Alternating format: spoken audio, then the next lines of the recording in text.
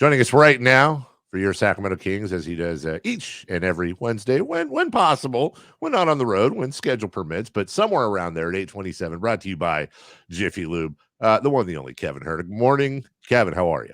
Good morning, guys. How we doing? You tell us, before we get to basketball and all that stuff, got to ask you, were on the road for Thanksgiving, plus you had, other stuff on that road trip. But really, when we thought about you guys, you're on the road, you're away from your family. So what do you end up doing for the holiday? I got lucky this year, actually. I was up. Obviously, we were in Boston as a team. We played Atlanta Wednesday night. Flew right after the game, and my family drove out from New York, so I was with them all day in Boston on Thanksgiving. So I got lucky. I think other guys, I don't know. I think other people, they mostly try to see people in the city. I know that our team, they had dinner available at the hotel. The guys could go down and eat. I think they had the football games on all day in one of the banquet rooms. The guys can go and watch the games. But it's tough. It's kind of like any other city. If you don't know anybody there, usually you're confined to your hotel and whatever people are around the team. But I definitely was more of the lucky people with the location. So, Kevin, was there a family tradition that you Hmm. were able to bring together for Thanksgiving? A food item, something that you're always doing as a family? I know it might have been in a different location, but was there something you were going to kind of connect the Huerter family together again? Nothing too specific. We were always. I'm from a big family. I got 4 siblings. Both my parents on both their sides. My dad's one of 5. My mom's one of 4. So our families are big across the board. So Thanksgiving and Christmas are obviously times. Thanksgiving was one family. Christmas was the other. And so for me, it was just my immediate family came out. Had a couple friends that were also in Boston that were able to come to dinner with us. A nice Capitol Grill on a Thursday evening was the place of choice for Thanksgiving. It was right around the corner from the hotel, and had a really good meal. Drank a little bit of wine, and really just kind of took in the holiday. You get the check for that, right? I mean, at this point, kind of like you got to get the check. Yeah, my dad, he doesn't give it up that easily. Right, exactly. Or something like that. He took it for this. I think anytime he comes out to Sacramento or anything like that, he usually battles me for it. But I always like to think it's if they're here for a week, they let me get one dinner. Usually a place that I get to pick. But for something like that, if it's the whole family, he doesn't give it up. Sure. Well, I'm thinking too with your family, like you're all world-class basketball players. So whether it's Thanksgiving or Christmas, do you guys still, I imagine at the family home, there's a hoop somewhere. Sometimes people play the football across the street or whatever. Do you guys shoot around at all? Or now that it's a job, do things change a little bit? No, it does. We always end up in horse or pig, which always ends up in me playing one-on-one against one of my sisters. It's kind of funny. I think I was home a couple Christmases ago. It might have been the COVID year. Somehow I was able to go home for Christmas during my time in the NBA. And I remember we were outside Christmas Day playing one-on-one. My mom got pictures of it, but you could see our breath coming out. It was cold out, but it always turns into that some sort of game. We play a lot of card games. We have pool at my house at home. We play darts. So it's always something. My sisters are always trying to beat me in something. And that's why Boston was great. I have a sister in Providence, another one that is going to prep school up in the Northeast. And obviously my family being in New York. So for me, Boston was a perfect location. And we just stuck to the card games. I want to go to the Huerter house. My goodness. That sounds fun. When we talked to you last week, it was right before the trip to Atlanta. We knew how quick. I mean, it was going to be in and out. You already said that. But you get the ovation. You see some old friends and family members down there, I'm sure, familiar faces. What was that first trip back to Atlanta like? It was great, honestly. It was I didn't really know what to expect. I think the response I got from Atlanta fans when the trade happened, people weren't that happy. And then I think the start that we've had here in Sacramento, both as a team and individually, people also aren't happy. So I assume going back there, it would be a warm welcome. And that's what it was. They were great to me the 4 years I was there. Even when we were losing, they were great to me. And so, hearing my name called, there was a little cheer there. They played a video for me. And obviously have a lot of friends that are still there, have a lot of friends that are still on the team. Got to see some old teammates. And it was short-lived. It was good, though. I wish it wasn't on a back-to-back. I wish we came out of there with a W. But it was good to see some familiar faces for sure. Kevin Huerter with us, brought to you by Jiffy Lube on the Kevin Huerter Show on Sactown Sports. So you win 7 in a row after that Memphis game. It's been a long time since I've seen this city that way, lighting the beam, doing the whole thing. People are going insane. And now 3 in a row on the other side against Atlanta, against Boston, and against Phoenix. You're talking about some phenomenal teams, 2 of which are bona fide title contenders. Obviously, you want to win every game, Kevin, but at the same time, I would imagine quality of opponent helps with attitude going forward. Yeah, it is. We're not down on ourselves for it. I think the positives are we were in every game. We had an opportunity to win every game. I think that Atlanta game, I don't think we had great energy. It started off the game, us starters. I don't think we came out with great energy. We got a big boost from our bench. I think Malik played really well in that game. Charles played well. Chimezi had great energy. And just starters, we just didn't have it. And we were still in that game. I think it was a 2-possession game late. And Trey just kind of hit some shots to put us away. And we go to Boston. It was a lot better. Our movement was better. We didn't start off great. End up that third quarter, I think we got up 6. And, they kind of brought some guys off their bench, and they hit a lot of shots, and we didn't respond the right way. Offensively, we didn't get the same looks. We didn't get the same movement. So I think we learned a lot from that game. Boston was able to take us out of what we do really late in that game. And then here against Phoenix, I think a couple of days ago, we had a lot of opportunities to win that game. Booker was obviously really good all night. He just felt like he just made tough shot after tough shot. The big rebound late that we didn't come up with. I don't think we shot it very well. We haven't shot it well in a little over a week. I think that's something that we've talked about as players is that we got to get back to making shots and continue to take high percentage shots. But each game in different ways, we had opportunities in every one.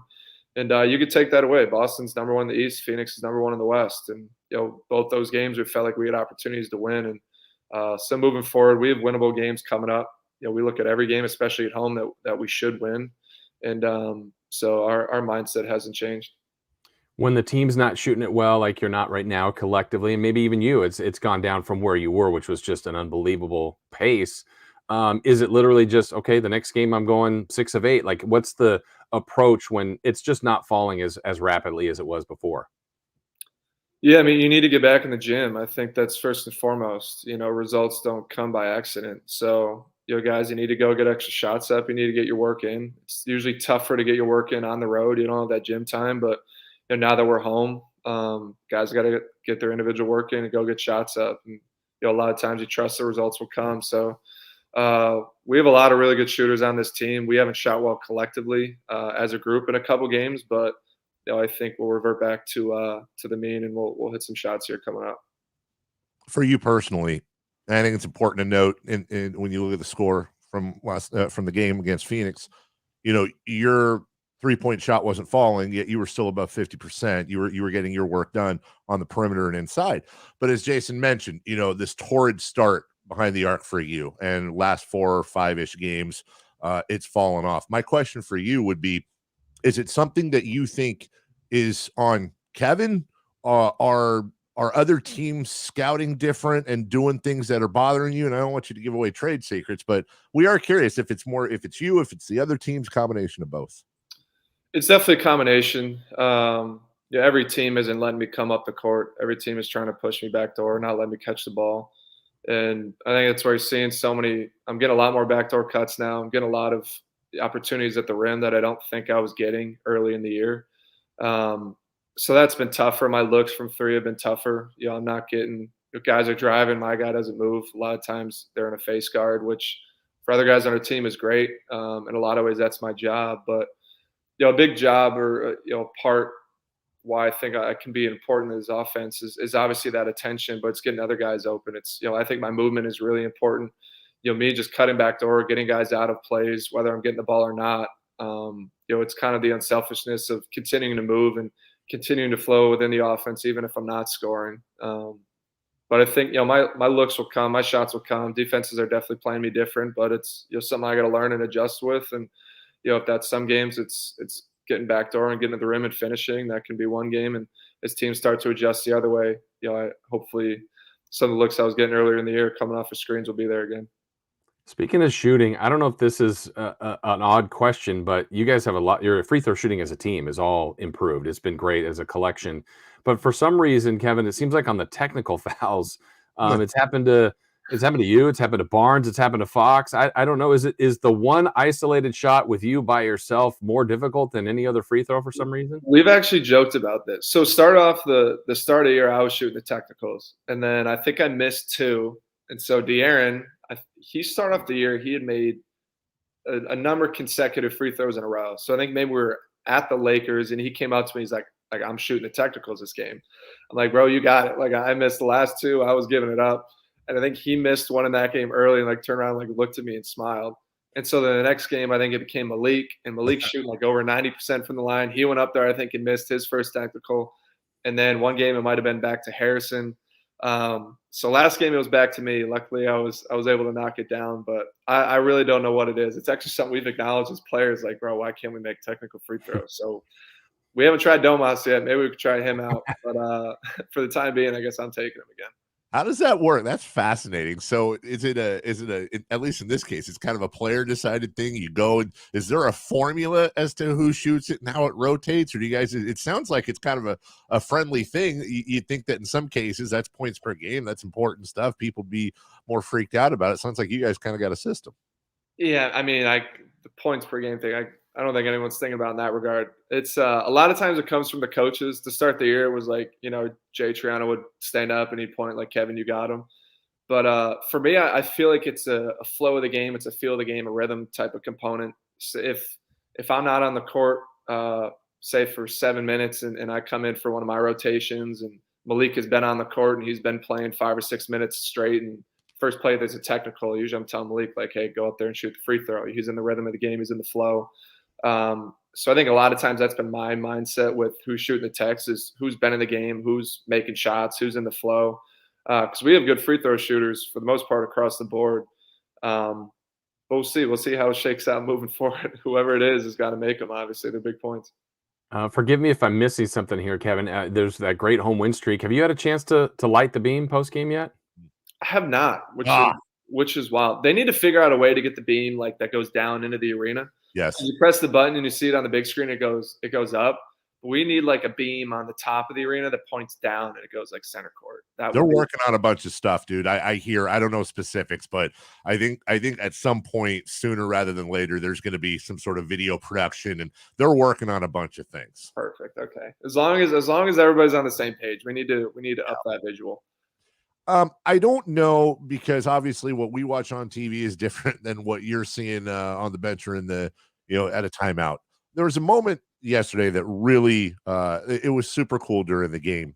We saw on the broadcast, DeAndre Ayton came over, got a quick basket, a clear basket, and Terrence Davis was supposed to be in a spot at the top of the key or towards the top of the key. And Mike Brown calls a timeout. Coach Brown calls a timeout. And not only does he kind of light into TD a little bit, but something you rarely see, he gets TD over underneath the basket and in front of 18,000, start showing him exactly where he should be. And I don't know if it was like 2 or 3 possessions later, TD gets up, takes a hard charge. He's laughing while he's still flat on the floor and smiling. And Coach Brown looked like he was a proud dad jumping up and down. Dude, how cool is that to not just have players that have their egos in check to take that type of instruction, but Coach Brown just really seems like a fun guy to learn from. Yeah, he is. I mean, he'll let you know. I don't know if people have noticed, but he's not shy about letting you know when, in that case, when you should be in the paint to take a charge. But obviously that's a super coachable moment. It's big ups to TD for like you said, his ego is checked, got a called timeout. Coach is showing him how to do something in front of 18,000 people, and all he does is go out there and take a charge. And so, that's the selflessness and the unselfishness that we need on this team. And that starts with Coach Brown, and he's not afraid, whether it's in practice, a huddle, or a film session, to call guys out. And that's kind of the culture we're building here is, guys are willing to learn from him. And then moments like that get that building going. You've hit some big shots late in games and some of those thrilling wins and that comeback. What's that moment like? Like, you've had the 3 with the pose, keeping the fingers up, like, just, everybody's cheering for you. You've hit a big shot. I I don't know. We're all feeling like we're there with you, but you're on the right end of that. What's that feel like for you to hear all that noise at G1C? Yeah, it's incredible. It's our fans have been great, especially to start this year. Other teams are taking notice too. I don't know if people caught that clip of Ayton talking about it after the game yesterday, how loud the crowd was. KD gave his respect after they came in here. I've had different players talking out after games how great our crowd has been, and that's just a testament. I mean, it's what you hear about when you kind of come to Sac, is how crazy and good the fans can be, and it's our job to give them something to cheer for. And we put together a couple good games here at home. Obviously, had a good opportunity last game, but as long as they're behind us, it's a really fun atmosphere to play in, especially the way the arena's built. On the baselines, it feels like the crowd is on top of you. They're really into the game. They're standing up late in the game. And it's a fun atmosphere to be a part of for sure. Last thing for you tonight, Indiana. Obviously, you're on a 3-game L streak. You need to win. Of course, every game's important. But as you experienced in Atlanta last week, there's going to be a lot of emotion in the building, not just Buddy Hield coming back, but Tyrese Halliburton coming back. That was a huge move that's still talked about quite a bit here in Sacramento. So not necessarily just for you, but in general, is that something you tune out, you keep your emotions in check, focus on the W? What's the mindset going in? For me, honestly, it's just another game. I don't know any of those guys personally, just know them from playing against each other. I'm sure Tyrese, I'm sure Buddy probably got this game circled on their calendar, and Domas similarly is probably got our game. We go back to Indiana circled, and wants to show Sac and the Pacers that was the right move, and so I'm sure those guys obviously maybe individually they have more stock into this game, but for me it's another game. Like you said, we got to go in to win. Pacer team that is middle pack towards the bottom of the pack of the East, and a young team that is coming in here, and it's a game that we got to win, especially on our home court. So obviously really looking forward to it. That is Kevin Huerter, the Kevin Huerter Show, each and every Wednesday, 8:27, brought to you by Jiffy Lube. Good luck tonight. As always, appreciate it. And let's light that beam, and let's get you on lighting that beam here really soon. You already know. Let's tonight be the first night. Yes. All right. Thanks, Kevin. We will be right back.